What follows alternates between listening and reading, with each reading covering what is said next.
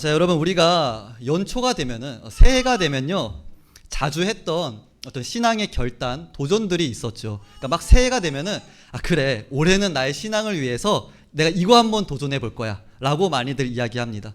저도 많이 도전을 외쳐보기도 했고, 도전해보기도 했고, 또 실패해보기도 했는데요. 무엇일까요? 여러분, 새해가 되면은 늘 도전하는 거 있지 않으세요? 다이어트. 나의 신앙을 위해서요. 네, 영적인 다이어트는 아니시죠? 네, 우리의 신앙을 위해서 무엇을 많이 도전을 해봤을까요? 네, 성경 일독 맞습니다. 성경 통독. 올해는 꼭 내가 성경 일독 해봐야지, 말씀 열심히 읽어야지 하고 결단을 합니다. 그런데 그렇게 호기롭게 통독을 시작하다가 우리는 위기를 맞게 되는 순간이 있습니다. 언제일까요? 맞춰보시겠어요? 언제 우리는 위기를 경험할까요? 네, 레위기. 그쵸? 제 질문에 힌트가 있었습니다. 레위기. 흔히들 성경 통독의 위기라고도 해요. 레위기잖아요. 네, 유머였습니다. 네, 웃어주셔서 감사합니다. 그러니까 한창 창세기부터 아브라함 이야기 나오고 요셉 이야기 나오고 출애굽기에서 애굽에서 탈출하는 이야기 보다가 레위기 딱 들어서니까 갑자기 제사 얘기 나오는 거예요. 번제, 화제, 속죄제, 속건제. 이게 뭐야? 그러다가 율법 나오고 절기 이야기 나오고. 물론 이게 정말 중요한 이야기를 담고 있거든요. 제가 이번 1학기 때, 지난 학기 때 학교에서, 에스라 학교에서 레위기 수업을 들었습니다. 레위기에 정말 십자가가 담겨 있었습니다. 정말 이렇게 중요한 내용을 담고 있지만 그럼에도 우리는 읽을 때 되게 지루하게 느껴지거든요. 아무튼 이 레위기의 첫 번째 위기를 잘 넘기고 나면요, 통독을 하다가 또 두 번째 위기가 찾아오는 순간이 있습니다. 어디일까요? 두 번째 위기는 언제 찾아올까요? 센스가 있으시다면 오늘 본문, 네, 역대상입니다. 물론 사람마다 조금 다를 수 있는데요, 역대상일 거예요. 오늘 본문이 4장 9절부터 10절이었는데 여러분, 성경 혹시 있으신 분들은 여기 오늘 본문 기준으로 한번 앞뒷장을 살펴보실까요? 앞뒷장. 그러니까 4장에서 앞 구절을 봐도 되고 뒷 구절을 봐도 됩니다. PPT로 보시면은 4장 1절부터 6절이거든요. 유다의 아들들은 베레스와 헤스론과 아들들 나오고요. 또 아핫을 낳고, 아웃은 또 라핫을 또 낳고, 그러니까 누구 낳고 또 누구 아들. 다음도 넘겨주실까요? 네, 또 본문 뒤에 있는 10절 뒤에 있는 말씀입니다. 또 이제 누가 낳았고, 또 누구 아버지고, 또 누구의 아버지고, 누가 누구의 아들이고, 이런 이야기가 계속 나와요. 그러니까 다시 말해 역대상은요, 1장부터 계속 족보 이야기만 나오는 거예요. 그래서 읽다 보니까 많이들 의문을 갖습니다. 아니, 왜 이렇게 쓸데없는 이름만, 이 족보만 성경에서 이렇게 나열하고 있을까? 아무리 정말 귀한 말씀들이 많이 있을 텐데 왜 이런 사람들의 이름만 나열하고 있을까? 지루해요. 한 번도 듣도 못한 이름이 나오니까 하다가 이제 성경 덮어버리고 성경 통독이 여기서 멈춰지는 경우가 많다라는 거죠. 그런데요, 오늘의 본문 말씀은요, 조금 특이합니다. 역대상 1장부터 계속해서 족보 이야기만 나오다가 갑자기 4장 9절에서 야베스라는 인물이 등장하고 있는 거예요. 그리고 또 야베스가 단 9절과 10절에서만 등장하고, 보시는 것처럼 11절부터는 다시 족보로 넘어갑니다. 다시 말해서 오늘 이 야베스라는 사람은 이스라엘의 족보 사이에 갑자기 끼어들었다, 삽입되었다라는 것입니다. 이유가 있겠죠. 왜 족보 이야기만 계속하다가 갑자기 야베스라는 사람이 뜬금없이 기록되었을까? 그 이유가 바로 오늘 본문이 주는 첫 번째 메시지입니다. 여러분, 성경이 총 66권으로 되어 있죠. 각 성경은요, 모두 1차 독자들이 있어요. 그러니까 무슨 말이냐면 이 성경을 가장 첫 번째로 읽는 사람들, 독자들이 있다라는 거예요. 창세기, 출애굽기, 레위기, 민수기, 신명기는 모세가 기록했다고 해서 모세 오경이라고 불립니다. 그렇다면요, 모세가 이 창세기를 기록했다면 가장 먼저 창세기를 읽게 되는 사람들이 있지 않았겠어요? 우리가 아니라 모세가 기록하고 나서 모세가 기록한 걸 통해서 가장 먼저 읽게 된 독자들이 있었다라는 거죠. 누굴까요? 그들은 바로 출애굽한 이스라엘 백성들이었어요. 왜냐하면 모세랑 같이 출애굽했으니까 그 백성들이 읽게 되는 거예요. 그러면 우리가 또 한참 주일에 우리 목사님께서 설교하셨던 골로새서는요, 사도 바울이 골로새 교회를 향해 기록한 책인데, 이 말은 무슨 말이냐면 골로새 교회 성도들이 이 골로새서의 첫 첫 번째 독자들이었다라는 것입니다. 그러니까 그 골로새 교회 성도들 향해서 쓴 편지가 골로새서예요. 그렇다면 여러분, 오늘 역대상도 가장 먼저 읽게 되었던 1차 독자가 있지 않았겠습니까? 처음으로 이 역대상, 오늘 봤던 족보와 야베스 이야기를 접하게 된 사람들이 있었다라는 거죠. 그들이 누구였냐면 바로 바벨론 포로에서 귀환한 이스라엘 백성들입니다. 그러니까 이걸 사실 설명하려면 역사에 대해서 설명해야 되는데 너무 사실 길어지거든요. 그래서 혹시 이거에 대한 역사적인 배경이 좀 궁금하신 분들은 제게 이따가 끝나고 나서 개인적으로 찾아오시면 제가 성실하게 답해 드리겠습니다. 아무튼 쉽게 말씀드리면 이스라엘이 바벨론이라는 강대국에 의해서 멸망을 했어요. 멸망당했으니까 이스라엘 백성들이 포로로 끌려간 거예요. 근데 강대국의 포로로 끌려갔던 이스라엘이 드디어 해방되어서 자기 고향 예루살렘으로 돌아오게 되었다라는 거죠. 그러니까 포로였다가 자기 고향으로 돌아온 이스라엘 백성들을 향해서 이 역대상 본문이 기록되었다라는 것입니다. 그런데요, 겨우겨우 이스라엘 백성들이 포로에서 해방돼가지고 고향으로 돌아왔지만 현실이 너무나 참혹했습니다. 하나님이 거하신다고 믿었던 예루살렘 성전은 완전히 다 무너졌어요. 여기서 우리가 하나님께 예배했는데 그 성전이 무너지고 폐허가 되었다라는 거죠. 그래도 우리가 70년 만에 고향으로 돌아왔으니까 우리 다시 한번 시작해보자. 비록 우리의 성전 무너지고 집도 다 무너졌지만 우리 다시 시작해보자 하면서 성전을 짓기 시작해요. 정말 열심히 일했고요. 성벽도 쌓으면서 이제는 좋아질 줄 알았어요. 왜냐하면 이 성전에서 다시 우리가 하나님께 예배할 수 있으니까. 하나님께 예배하면 하나님 우리에게 복 주시겠지. 우리가 다시 한번 회복하고 다시 한번 새로운 나라로 세워지겠지. 다시 성전 짓고 하나님께 예배하면 모든 문제가 해결될 것이다 라고 생각했다라는 거죠. 그런데 성전이 재건되었음에도 여전히 문제가 남아있는 거예요. 현실적인 문제들이 해결되지가 않는 거예요. 점점 희망이 사라져가는 것 같은 거예요. 성전만 지으면은 다시 좋아질 줄 알았는데, 처음에 그 성전 짓는 거 고생만 하면은 이후에는 우리들의 형편이 좀 나아질 줄 알았는데, 마치 우리가 빚내서 막 집 사고 빚내서 사업하고 가게 차리면 앞으로 우리 집안에 정말 좋은 일들이 있을 거야. 우리 사업할 때 정말 많은 손님들 와서 좋아질 거야 하고 생각했는데 전혀 괜찮아질 기미가 보이지 않는 거예요. 경제적으로 계속 더 어려워지고요. 농사를 아무리 열심히 해도 자꾸만 흉년이고요. 물가는 계속 오르고, 정치적으로는 여전히 강대국들의 눈치나 보고 있어야 되고, 가게를 기껏 차렸더니 주변 상권들이 더 잘하고 손님들 다 그쪽으로 빠지고, 아무리 열심히 살아도 아무리 열심히 일해도 도저히 회복될 기미가 보이지 않고 그냥 오늘 하루 먹고 살았다면, 버텼다면 그냥 그걸로 다행이었다라는 거죠. 그러면서 점점 지쳐가고 현실을 견디기가 어려운 상황에 처해기 시작했다라는 것입니다. 자, 여러분, 지금 포로에서 돌아온 이스라엘 백성들이 이러한 상황에서 분명히 하나님의 나라의 백성임에도 불구하고 이들은 어떤 생각을 하게 되기 시작할까요? 어떤 생각을 하게 될까요? 아무리 열심히 노력해도 형편이 좋아지지가 않아요. 과연 우리에게 정말 소망이 있는가? 이러한 질문을 하기 시작하게 되었다는 것입니다. 하나님께 예배한다고 해서 우리 인생이 정말 나아지는가? 열심히 산다고 해서 우리의 형편이 점점 나아질 수 있는가? 참고 또 참다가 조금만 지나면 괜찮아질 줄 알았는데 계속 힘들게 되면요, 그러니까 내가 생각했던 한계가 이 정도였는데, 그래서 이 정도까지 내가 정말 최선을 다하고 버텨왔는데 그 이상으로 우리의 삶이 계속해서 힘들어지면요, 우리는 더 이상 하나님이 나와 함께 하시지 않는 것만 같고, 하나님이 내 기도는 전혀 들어주시지 않는 것 같고, 하나님의 말씀은 성경 속의 말씀이지 나와는 이제 아무 상관도 없는 것처럼 느껴지게 된다라는 것입니다. 하나님을 믿기는 믿지만, 하나님의 뜻대로 살아보고는 싶지만 계속되는 실패 속에서, 해결되지 않는 인생의 문제들 속에서, 나의 연약함 속에서 우리는 과연 소망이 있는가? 이러한 질문을 하게 된다라는 것이죠. 이스라엘 백성들이 그러한 질문을 하고 있었습니다. 그리고 그에 대한 대답을 오늘 역대상을 하고 있는 거예요. 오늘 본문은 그것에 대한 대답을 하고 있습니다. 뭐라고 대답을 할까요? 질문이 이랬습니다. 우리에게 과연 소망이 있을까? 그렇다면 역대상은 뭐라고 대답을 할까요? 소망이 있다. 소망이 분명히 있다라고 지금 오늘의 역대상은 대답하고 있다라는 거예요. 여러분, 역대상이 어떻게 대답을 하고 있냐면, 먼저 처음부터 기록된 긴 족보가 그것을 말하고 있습니다.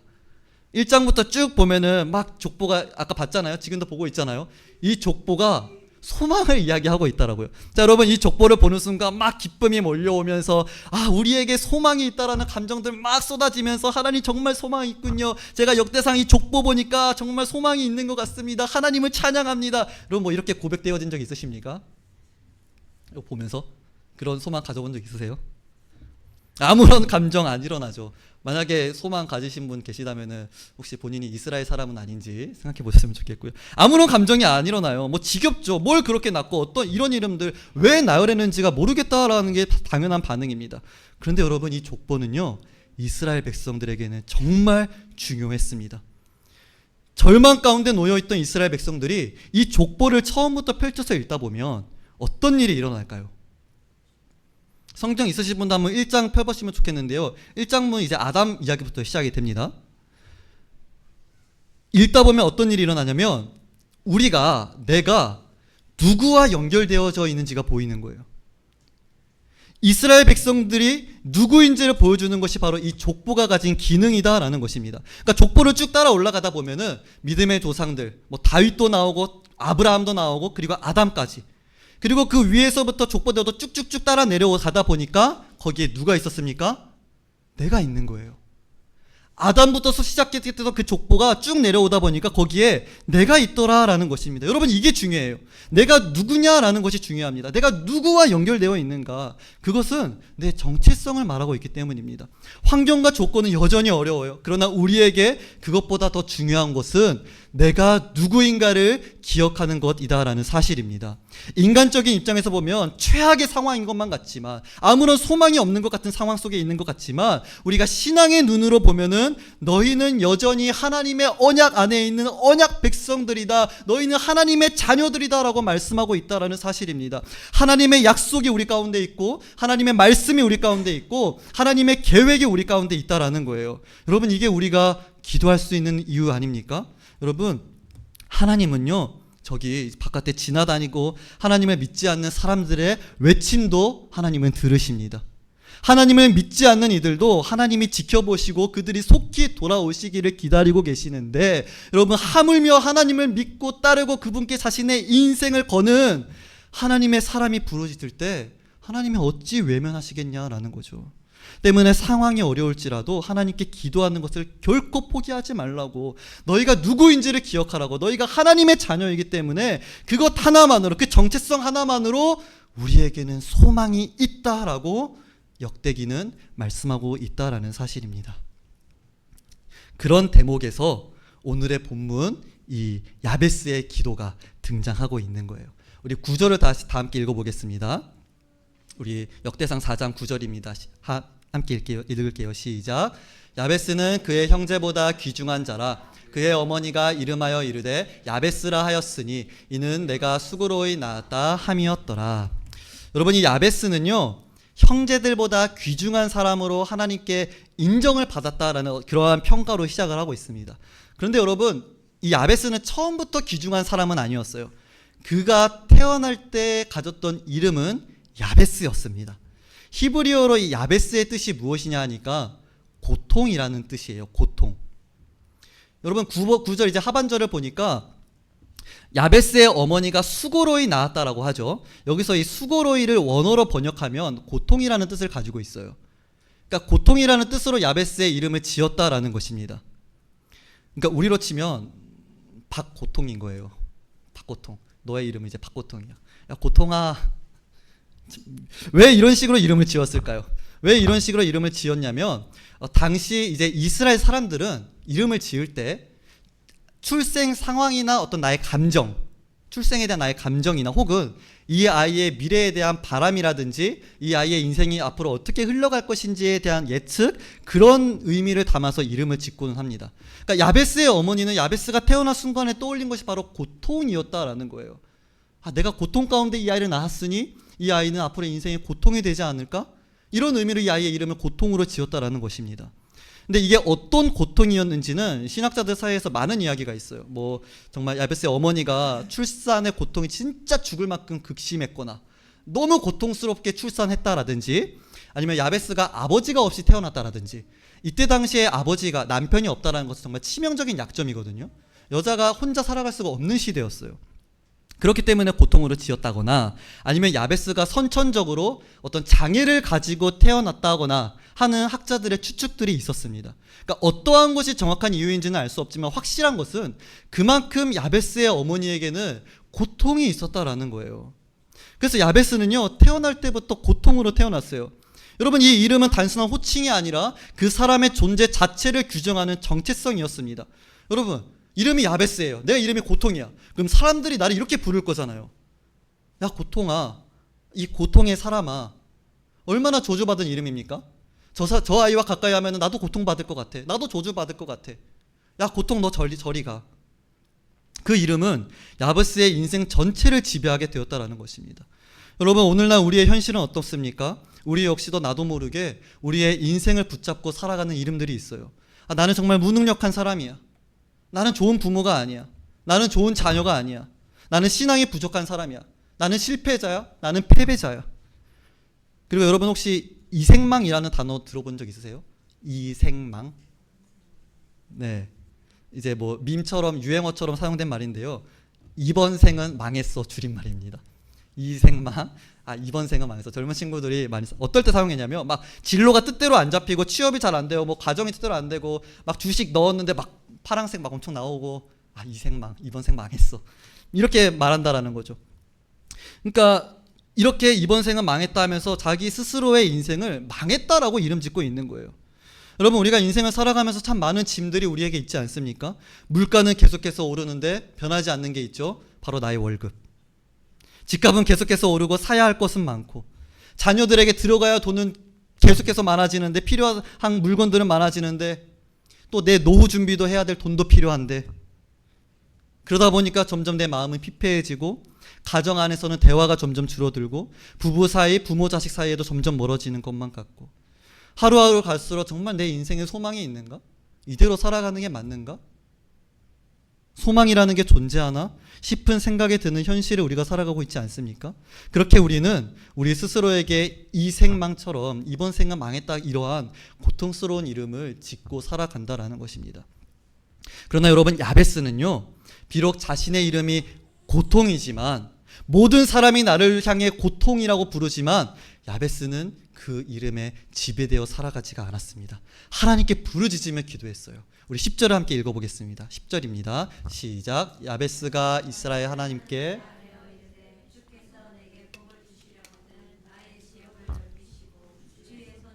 도우사 나로 환난을 벗어나 내게 근심이 없게 하옵소서 하였더니 하나님이 그가 구하는 것을 허락하셨더라. 아멘. 야베스는 이렇게 네 가지의 기도를 합니다. 이 10절 기도를요, 조금 더 정확하게 원어적으로 이제 번역을 하면요, 이렇게 할 수 있어요. 복에 복을 더하사 내 지경을 넓히시고 주의 손으로 나를 도우사 악에서 벗어나 근심이 없게 하옵소서입니다. 자, 첫 번째로 복에 복을 더하사라는요, 여러분 이게 단순히 그냥 복을 비는 기도가 아니에요. 내가 막 돈이 없어서 하나님 정말 돈 좀 주세요. 경제적인 풍요로움 좀 주세요. 내가 집이 필요합니까? 하나님 좋은 집 좀 구하게 해주세요. 직장에서 여러분 좀 성과를 내고 싶을 때 성과 내고 싶습니다. 번뜩이는 아이디어 좀 내게 주세요. 이런 기도가 아니다라는 것입니다. 여기서 복은요, 히브리어로 바라크라는 단어인데 이 단어가 구약 성경에서 주로 어떻게 쓰였냐니까 하나님과 깊은 관계 속에서 하나님이 주시는 복들이었다라는 거예요.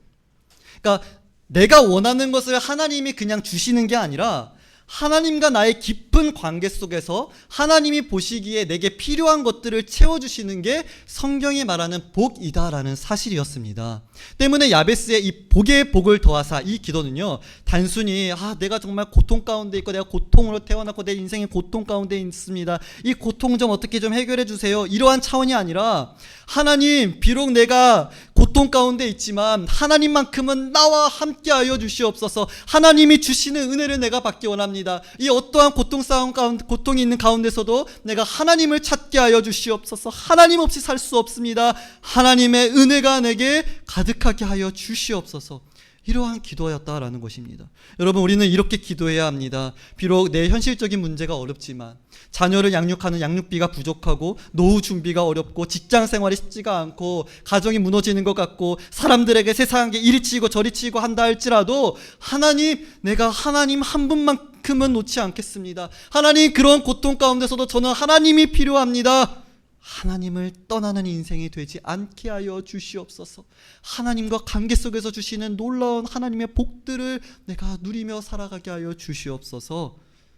우리는 이러한 기도로 나아가야 한다는 사실입니다. 두 번째로, 내 지경을 넓히시고는요, 문자적으로 지경은 땅을 의미합니다. 여러분, 구약의 이스라엘 백성들에게는 땅이 정말 중요했어요. 왜냐하면 하나님이 아브라함 때부터 약속의 땅을 주신다라고 하셨거든요. 내가 너희에게 약속의 땅을 주노라.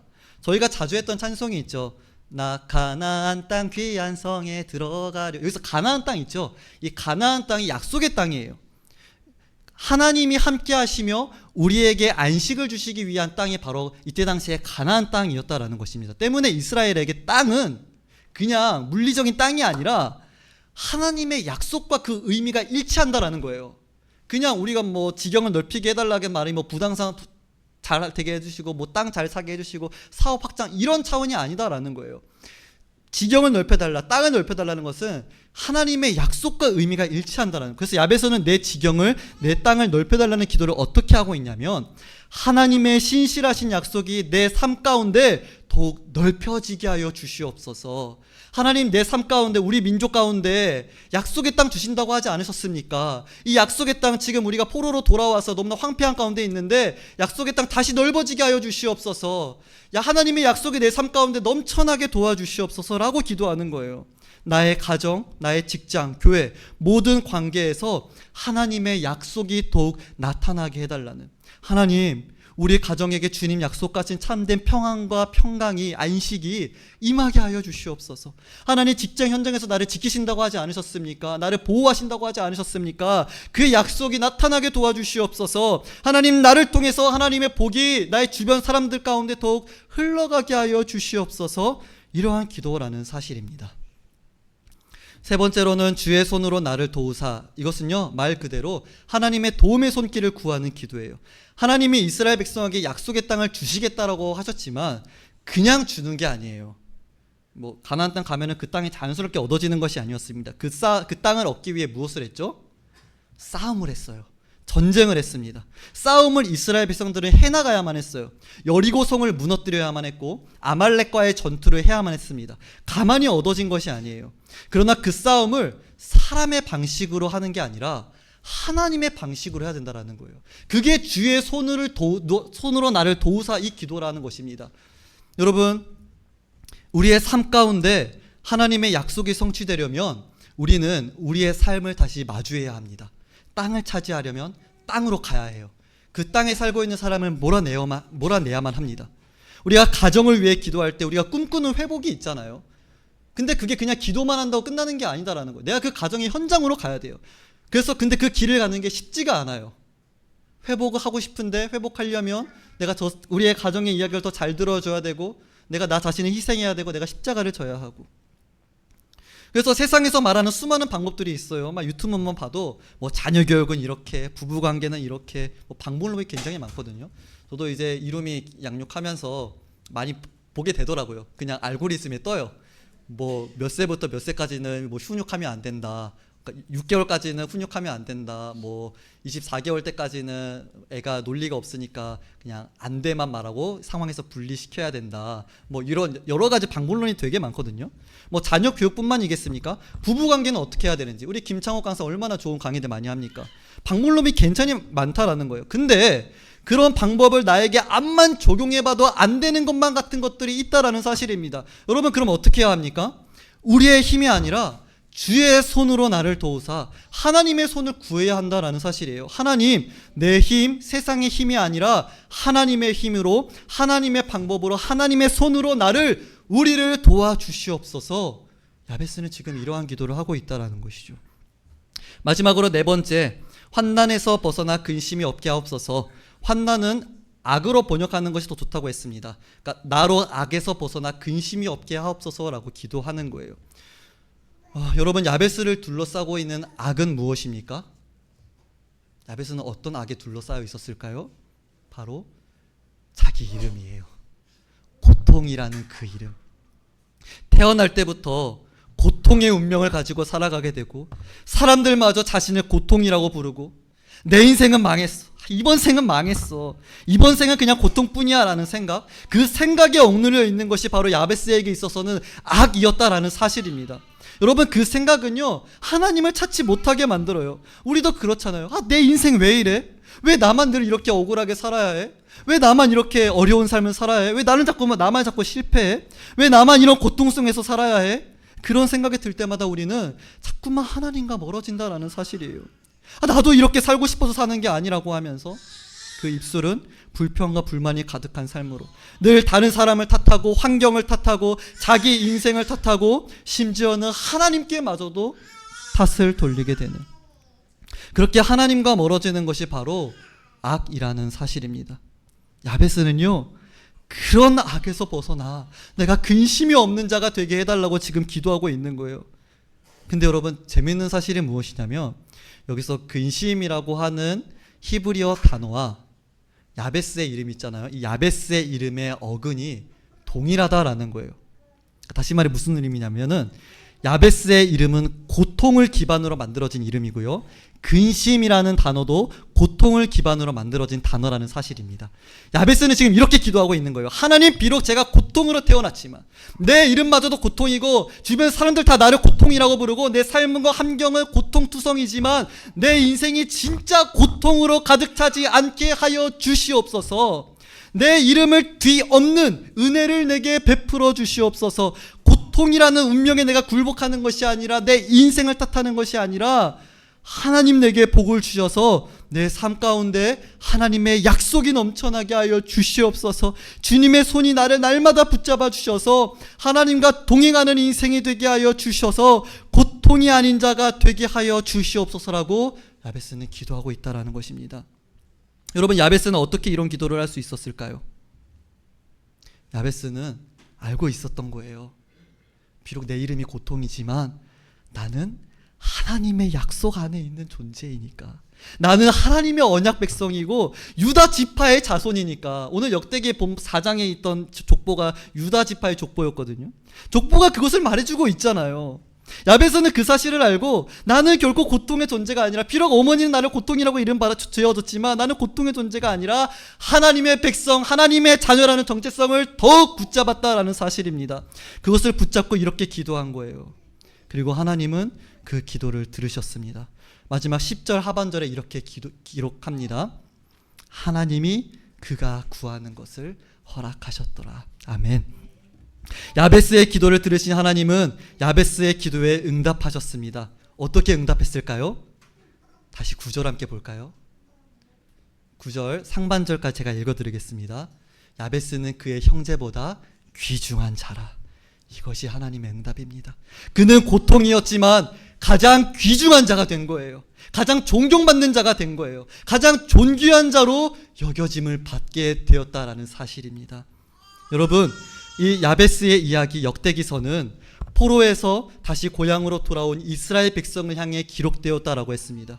아무리 열심히 성전을 다시 세우고 나라를 재건하려고 해도 아무런 소망이 없는 것 같은 그들에게, 흉년으로 인해서 가난하고 여전히 강대국의 눈치를 볼 수밖에 없는 그들에게 정말 앞으로의 삶이 더 나아질 수 있을까 의심하고 소망을 잃어가는 그들에게 오늘의 본문은 말씀하고 있다라는 거예요. 뭐라고요? 소망이 있다. 고통이었던 야베스가 존귀한 자가 되지 않았느냐? 소망이 없는 너희도 이 야베스의 기도를 붙들고 기도하며, 너희가 누구인지를 기억하고 하나님을 붙잡으면 하나님이 너희들의 인생을 책임지시겠다라고 말씀하고 있다라는 사실입니다. 우리에게 새로운 인생, 고통이라는 이름이 아니라 존귀한 이름을 우리에게 다시 주신다라는 사실이에요. 그리고 지금 이 본문을 읽고 있는 우리에게도 이 이스라엘 백성들과 동일한 메시지를 주고 있어요. 미래를 바라보며 한숨이 나오고 앞이 캄캄한 것만 같은 우리에게 어떻게 진로를 잡아야 될까? 어떻게 한 걸음 나아가야 될까? 어떻게 취업문을 열어야 될까?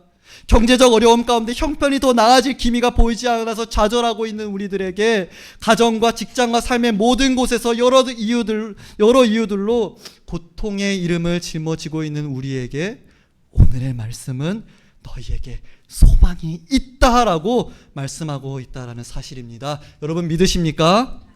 아멘. 그 소망이 무엇입니까? 그렇다면 우리에게 그 소망이 무엇입니까? 바로 예수 그리스도라는 사실입니다. 여러분 우리는요 이미도 존귀한 자가 됐어요.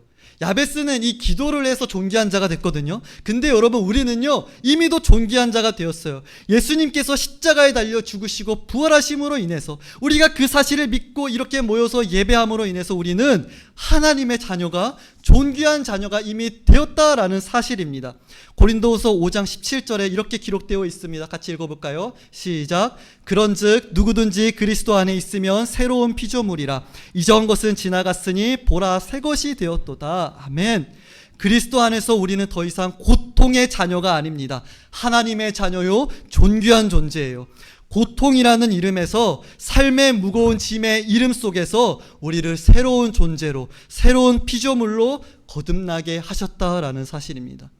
그래서 우리는 더욱 기도할 수 있어요. 야베스처럼? 아니, 야베스 그 이상으로 기도할 수 있는 거예요. 야베스는 복의 복을 도와소서라고 기도했지만, 여러분 우리는요 이미 복의 근원이신 예수 그리스도를 소유한 자들이다라는 사실입니다. 우리 에베소서 1장 3절 마지막으로 함께 읽겠습니다. 시작. 찬송하리로다 하나님 곧 우리 주 예수 그리스도의 아버지께서 그리스도 안에서 하늘에 속한 모든 신령한 복을 우리에게 주시되, 하늘에 속한 모든 신령한 복을 우리에게 주시되. 아멘. 야베스는 하나님께 복을 구했지만 우리는 복 그 자체이신 예수 그리스도와 연합한 자들이에요. 우리 안에 이미 예수 그리스도로 인하여서 하늘의 신령한 복들이 넘쳐나게 되었다라는 사실입니다. 그렇기 때문에 우리가 고통 가운데 있어도 소망이 있다라는 거예요. 십자가에서 우리의 모든 고통이라는 이름을 대신 지신 예수 그리스도께서 부활을 통해 우리에게 존귀라는 새 이름을 주셨기 때문이에요. 그래서 우리가 예수 이름으로 부르짖을 때 하늘의 신령한 복들을 주신다라는 사실, 여러분 그거 믿으셔야 돼요. 그냥 내 문제가 해결되는 게 아니라 예수 그리스도로 인해서 내가 가지고 있는 마음의 고통과 우울함과 좌절과 낙심, 그런 모든 것들이 해결되어질 뿐만 아니라 하나님께서 내 인생을 책임지시고 내 인생을 이끌어 가신다는 사실입니다. 내 눈에 보이는 현실은 너무나 처참하고 아무것도 없는 것만 같지만, 미래가 어두운 것 같지만 하나님께서는 나의 미래를 열어 가신다는 사실입니다. 여러분 그래서 우리는 이제 이 생망, 이번 생은 망했다라는 이름이 아니라 이 생은 은혜다. 우리의 일생은 한 번뿐인 이 일생은 은혜다라는 복음을 가진 자들이 되었다라는 사실이에요. 그러므로 여러분 우리도 야베스처럼 기도합시다. 그러나 야베스를 넘어서 예수 그리스도 안에서 기도합시다. 그저 고통을 제거해달라는 기도에 머물지 말고 고통 속에서 하나님을 놓지 않는 기도로 우리 나아갑시다. 비록 지금 수많은 어려움과 고통들이 나를 둘러싸고 있지만, 하나님, 저는 하나님을 포기하지 않겠습니다. 하나님께서 나를 당신의 자녀로 불러주셨으니 그것이 내 정체성이니 나는 고통의 자녀가 아니라, 고통의 존재가 아니라 존귀한 존재입니다. 그래서 나는 나를 부르신 하나님께 기도합니다. 내게 복의 복을 더하여 주시옵소서. 나의 지경을 넓혀 주시옵소서. 주의 손으로 나를 도와주시옵소서. 악에서 벗어나 근심이 없는 자가 되게 하여 주시옵소서. 여러분 이 기도를 통하여 존귀한 자로, 소망이 가득한 자로 살아가시는 저와 복된 성도님 되시기를 진심으로 소망합니다. 우리 시간 야베스의 기도, 이 찬양 하나님께 함께 올려드리고 말씀을 생각하며 함께 기도했으면 좋겠습니다.